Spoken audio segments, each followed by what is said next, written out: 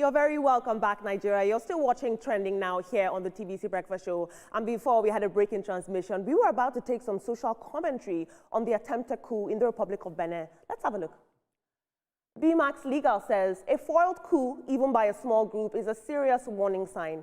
It shows cracks in national security and the potential for unrest if underlying issues aren't addressed. The government must investigate thoroughly and strengthen safeguards to prevent future threats. Well said. And ATB says this is a swift and decisive response by Benin's security forces. While stability appears restored, this attempt still reveals underlying tensions that require political, not just military, solutions. May peace hold and dialogue deepen. Team, honestly, like I said earlier on, very quickly, this is out of a movie. I couldn't make this up if I tried. You know, they held hostage one of the nation's top television stations. Unfortunately, right now in West Africa, we're seeing a coup contagion, and Nigeria seems to be one of the only few countries that's being left out of that trend. Yeah, Nigeria and several other countries, and I pray that it doesn't get to the point where we have more countries in Africa going the coup route.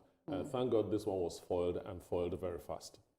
And for me as well, we've spoken a lot about it, earlier on the show. I don't think a coup is the best thing for any country. It destabilizes the country, so it's not the best. I'm happy that, the people have been arrested. And also, what I'll speak on this, I said it earlier on, our leaders also need to know when to take a bow.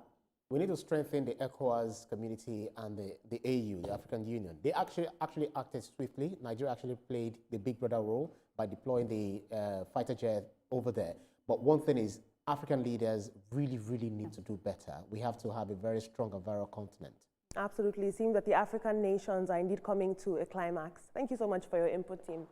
Moving on in the world of politics, the Minister of the Federal Capital Territory, Nyesom Wike, says that he and other founding members of the People's Democratic Party will not allow politicians who joined the PDP from other parties to destroy the platform.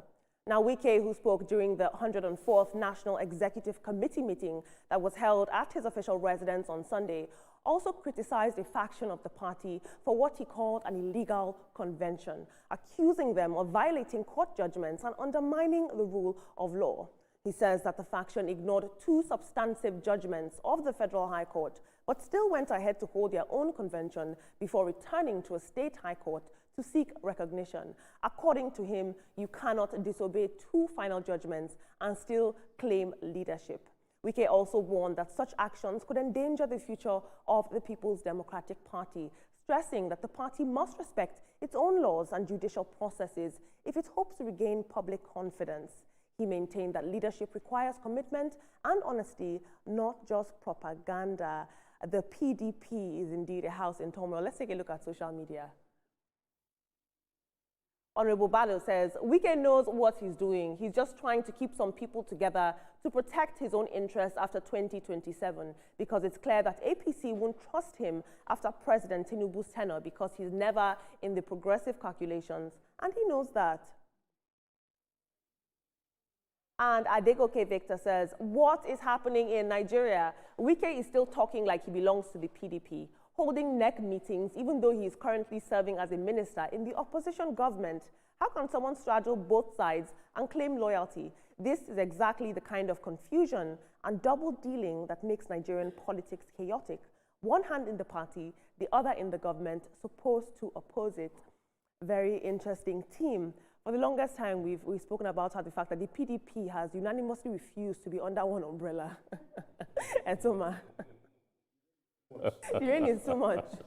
I'll allow you. They unanimously refuse to stay under one umbrella. Wow, that's nice.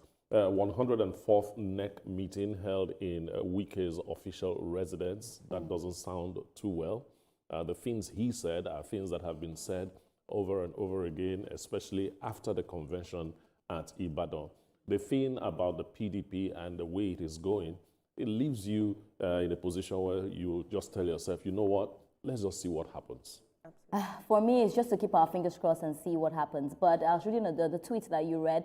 Wike never said he was leaving the PDP. We've always known that he's had one leg in the PDP, one leg in the APC, or maybe two legs in the APC and one leg in the PDP. Not too sure about that. But he's never said that, that he's left the PDP. But for me, that party, I just pray that they can put their acts together, because right now they're not giving us a strong opposition, because there's always one thing or another. And I said it, the problem with PDP is that everybody wants to be a boss. Nobody wants to cool down for another person. And you cannot have a party like that. First of all, the party is crashing, people are moving.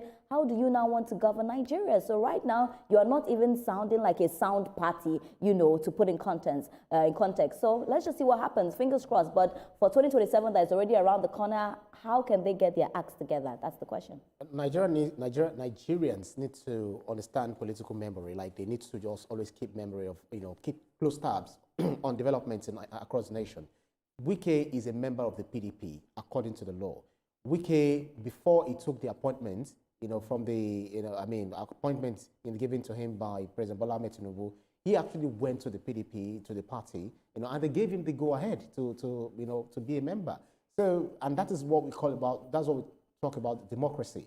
So the fact that, he's, working with the current government, it doesn't mean that he's an APC member. He's not a card-carrying member of the APC. He's a card-carrying member of the PDP.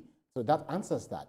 I don't know whether we saw the disclaimer of the one caucus or one faction of the PDP saying that, putting out a disclaimer that Wike is not a member of the PDP, and anyone who does any business with him is blah, blah, blah, blah, blah. Wike's faction also released their own disclaimer. They put Sheyi Makinde, put all of those people in that faction that do not do any business with, just like when you're looking for a criminal. And then you now said, do not do business with this. So, Olabide, I think I will just stick to what you said, that these people unanimously decided not to be under the same umbrella, maybe because of the whirlwind and the Ibrahim, thunderstorm. for me, it's very shameful, because what this party used to be before and now looking what they've reduced to is quite really shameful. And I think that other parties should really learn, you can be at the top and then be at the bottom. They'll receive healing. They'll receive healing. Absolutely. When we look at the ideals, Ria, like you rightly said, of what the PDP stood for and the reason that they mobilized in the first place, this is a fall from grace. Thank you so much for your input, team. Moving on to some very sad news, where a Nigerian law school student, Ayomikposi Ojajuni, has died after he was reportedly prevented from taking the bar final examinations at the Yola campus. Now, Ojajuni was a graduate of Olabisi Onabanjo University, and he became visibly distressed on Saturday, the 6th of December, when he was informed that he would not be allowed to sit the examination, which was commencing that morning. It is now understood that the decision was taken as a disciplinary measure following multiple queries previously issued to him by the institution. Later on, he was said to have ingested a harmful substance shortly after receiving the news, and after this, his condition became critical, and he was taken to the Modibo Adama University Teaching Hospital, where unfortunately he passed away. As at this report, the Nigerian Law School has not yet issued a formal statement on the circumstances surrounding his death. May his soul rest in perfect peace. Let's take a look at social media. Very sad. Autumn Runner says, all these takes won't bring him back now. We should channel the energy to the Bar Association, who takes much pride in making things difficult for students. I don't know why suffering is a badge of honor in this country. And Adediran says, all of you saying because of exam are very callous. Everyone does not have the same fortitude when it comes to mental health. Nobody knows the demons he was battling with. If you have nothing good to say, just move on. Mental health is a serious thing. I am sure some of you still think only the roaming mad people have mental issues. This is an extremely sad development, team. We're seeing a young man, his whole life ahead of him, felt compelled to take his life because he was informed that he would not be writing the exams. Now, we know that the Nigerian Law School has very high standards. The examination processes are very rigorous. Even before you sit the exam, there are preliminary processes. My brother is currently in the Nigerian Law School, and I know the amount of work and time he's dedicated to this. However, it's important that we don't romanticize suffering. Because clearly that's what's happening. Children are being told, or students are being told, you have to really suffer before you become a lawyer. And that's not necessarily the case. This unnecessary pressure that has led now to the loss of a life. Ayomikposi obviously has mental issues, and he has had spats with the management of the law school several times. And I was just wondering if stopping him from taking the examination is the best punishment they could have given to him. Did they really look at the young man? You know, when we look at policies, we should also have a human face in executing them. Did they really look at this guy? Obviously, this guy has mental problems. And in case somebody out there says, yes, he did the right thing, which those kind of things you can't see on social media, we should realize that if you are stopped from taking one exam, that doesn't mean you can't take the next exam. You will still be a lawyer at the end of the day. It is so sad that because of this, we have lost a young man.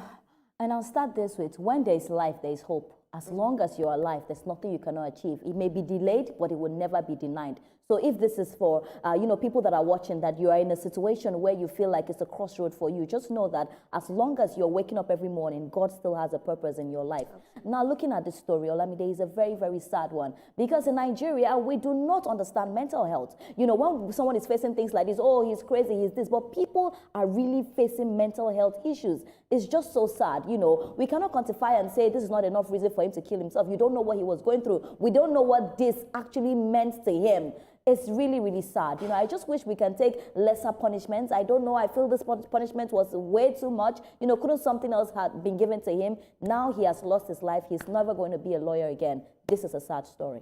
Well, it's very sad. And no matter what happens to anyone in this life, the suicide is not the way out. It's not the option. Because one thing is, when you remain alive, that thing you're looking for, you will definitely get it. It's just life. This life is just full of trials. So do not see suicide as an escape route or as an escape thing that you can do. And this is where our religious institutions should always come in. Talk to people about life. Talk to people about hope, not prosperity. Absolutely. And Etoma, you said something very poignant and profound earlier on. You said our institutions need to have a human face. I really believe so. Before we even test people's academic faculties, we must first ask our students, are you okay? Can you cope with this? How is learning going? Do you feel safe? These are very important questions. Thank you so much for your input, team. Here on